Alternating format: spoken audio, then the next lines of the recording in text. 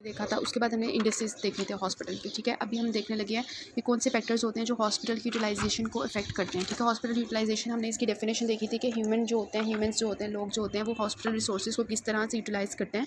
ठीक है, तो कौन से फैक्टर्स होते हैं जो हॉस्पिटल यूटिलाइजेशन को अफेक्ट करते हैं, वो डिपेंड करता है कि हॉस्पिटल में बेड्स कितने हैं, सर्विसेज कितनी आ रही हैं। ठीक है, वहाँ पर फिजिशियंस का सप्लाई है या नहीं, हॉस्पिटल में रिसर्च एंड ट्रेनिंग के लिए सर्विसेज हैं कि नहीं, इंटरनल ऑर्गेनाइजेशन हॉस्पिटल की किस तरह की है। ठीक है, तो इस पर डिपेंड करता है हॉस्पिटल यूटिलाइजेशन, और वो डिपेंड करेगा कि लोग जो हैं वो हॉस्पिटल रिसोर्सेज को किस तरह इस्तेमाल करेंगे। ठीक है, तो हॉस्पिटल में बेड्स कितने हैं, सर्विसेज, बेड डिस्ट्रीब्यूशन कैसी है वहाँ पर। ठीक है, सर्विसेज कितनी प्रोवाइड हो रही हैं वहाँ पर, फिजिशियन का सप्लाई है कि नहीं, हॉस्पिटल में रिसर्च एंड ट्रेनिंग की सर्विसेज है कि नहीं, इंटरनल ऑर्गेनाइजेशन है प्रॉपर या नहीं। ठीक है, उसके बाद हम देखते हैं स्पेशलिटीज़ इन द हॉस्पिटल। तो 3 तरह के हॉस्पिटल्स हैं, डिस्ट्रिक्ट लेवल पे होता है, तहसील हॉस्पिटल होता है, और रूरल हेल्थ सेंटर। ठीक है, DHQ जो होता है उसको हम डिस्ट्रिक्ट हेडक्वार्टर हॉस्पिटल कहते हैं।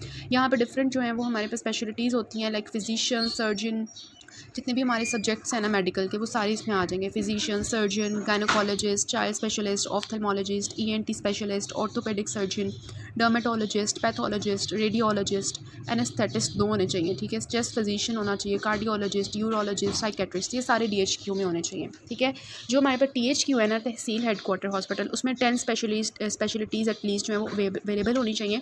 ठीक है, जो कि DHQ में भी थे, लेकिन यहाँ पे हमारे पास जो है वो आ जाएंगे, जिसमें फॉर एग्जांपल हमारे पास वो कह रहे हैं कि सारे हो जाएंगे, 10 स्पेशलिटीज़ होंगे excluding the chest physician, cardiology, orthopaedic, urology and psychiatry. ठीक है, इसके अलावा रूरल हेल्थ सेंटर में बता रहे हैं कि हमने पहले भी देखा था कि जो रूरल हेल्थ सेंटर होता है वहाँ पे हमारे पास बेड्स कितने होते हैं, 60 तक होते हैं, सॉरी 100 तक बेड्स होते हैं, 20 to 100। और वहाँ पर मेडिकल, सर्जिकल, गायनोकोलॉजिस्ट होने चाहिए, और ठीक है, ऑब्स, गायनोकोलॉजी और चाइल्ड स्पेशलिस्ट होना चाहिए। ठीक है, तो ये हमारे पास होते हैं specialities in the hospital at the THQ, DHQ and the rural health centre level. ठीक है, फिर एडमिनिस्ट्रेशन ऑफ हॉस्पिटल हम देखते हैं। इसमें सबसे पहले हमने देखना है कि एडमिनिस्ट्रेशन में जो हमारे पास है एक निमोनिक POST CORB। ठीक है, P का मतलब होता है planning, O means organization, S for staffing, D for directing, ठीक है, C for coordinating, R for reporting and B for budgeting. ठीक है, ये सारी हॉस्पिटल एडमिनिस्ट्रेशन की बेसिक चीज़ें होती हैं। प्लानिंग में यही होता है कि प्रॉपर्ली प्लान किया जाए। ठीक है, हर काम को, ठीक है, जो भी आपका गोल है उसको अचीव करने के लिए जो स्टेप्स लेने होते हैं उसको प्रॉपर्ली प्लान किया जाए ताकि हम गोल्स को अचीव कर सकें अपने। ठीक है, हॉस्पिटल एडमिनिस्ट्रेशन के। फिर ऑर्गेनाइजिंग, ठीक है, जो भी हमारे गोल्स हैं उनको अचीव करने के लिए जो हमने मैथड्स यूज़ करने हैं, जो हमने प्लान किया उसको प्रॉपर्ली ऑर्गेनाइज्ड मैनर में करना। ठीक है, स्टाफिंग मतलब जो वहाँ पे स्टाफ है उसको अपने उनके लेवल्स के लिहाज से रखना। ठीक है, फिर D आ जाता है डायरेक्टिंग, जो स्टाफ हमने बनाया है उसको प्रॉपर्ली उनके काम में डायरेक्टिंग करना कि आपने ये काम किस तरह से करना है। कोऑर्डिनेटिंग मतलब कि सारे मिलजुल के काम करेंगे, work together to achieve their goals. ठीक है, फिर हमारे पास R फॉर रिपोर्टिंग, ठीक है, वो अपना जो भी काम होगा उसको रिपोर्ट करेंगे। ठीक है, और B फॉर बजटिंग मतलब हॉस्पिटल का जो बजट का काम है वो सारा कंप्लीट हो। ठीक है, अब हमारे पास आ जाता है ये कि फंक्शंस ऑफ मैनेजमेंट यही है कि planning, organizing, staffing, leading, controlling. ठीक है, और फिर हम देखते हैं कि हॉस्पिटल में मैनेजमेंट में क्या होता है। मैनेजमेंट यही होती है हॉस्पिटल की कि जो भी रिसोर्सेज हैं उनको बेस्ट वे में, एफिशिएंट वे में जो काम मतलब जिधर वो यूज़ रिसोर्सेज होने चाहिए वहीं यूज़ किया जाए। ठीक है, फॉर एग्जांपल मैनेजमेंट हमारे पास पर्सनल मैनेजमेंट हो सकती है। पर्सनल मैनेजमेंट में क्या आ जाएगा कि जो लोग वहाँ पे हॉस्पिटल में काम करना है, जिन लोगों ने, उनको जो है पहले सेलेक्ट किया जाए। ठीक है, उनको एडवर्टाइजमेंट के थ्रू बुलाया जाए, फिर उनमें से जो अच्छे हैं, स्किल्ड हैं, ठीक है, और उनमें जो जिन्होंने मतलब जो स्किल्ड हैं, ठीक है, और जिन्होंने क्वालिफ़िकेशन जिनकी अच्छी है उनको जो है सिलेक्ट करके रखा जाए। उनको जॉब्स के बारे में सबसे पहले बताया जाए कि ये आपकी स्पेसिफिकेशन है, ये जॉब आपने करनी है।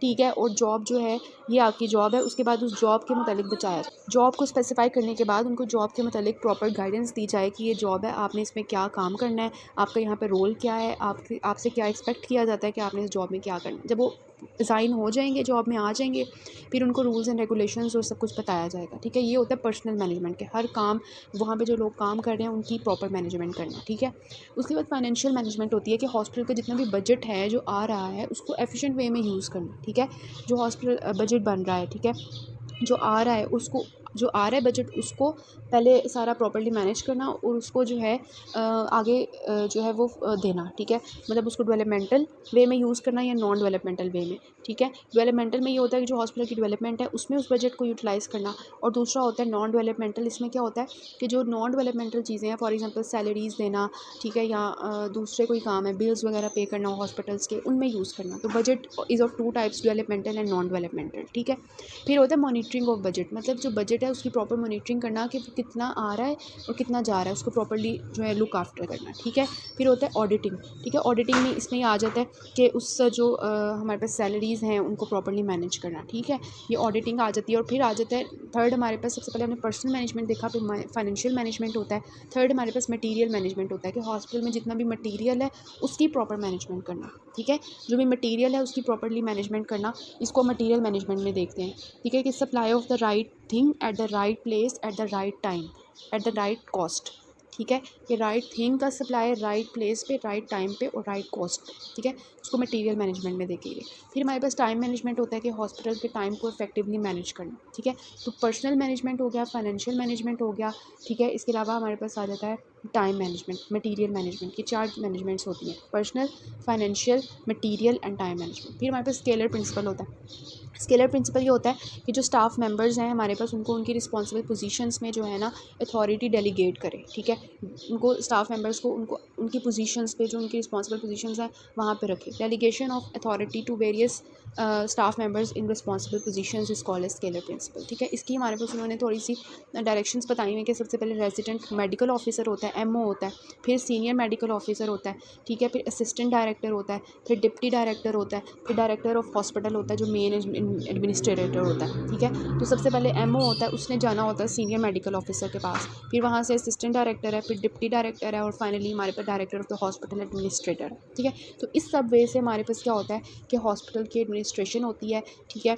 सबसे पहले हमने POSD को याद रखना है, CORB को याद रखना है, ठीक है। उससे क्या स्टैंड फॉर वो क्या होता है। उसके बाद हमने उसकी मैनेजमेंट देखनी है कि personal management, financial management, material and time management. Scalar principle के बारे में याद रखना है कि सबसे पहले एमओ होता है, फिर सीनियर होता है, सीनियर एमओ होता है। उसके बाद हमारे पास जो है डायरेक्टर्स आ जाते हैं। पहले डायरेक्टर जो होता है वो असिस्टेंट डायरेक्टर होता है, फिर डिप्टी डायरेक्टर होता है, ठीक है।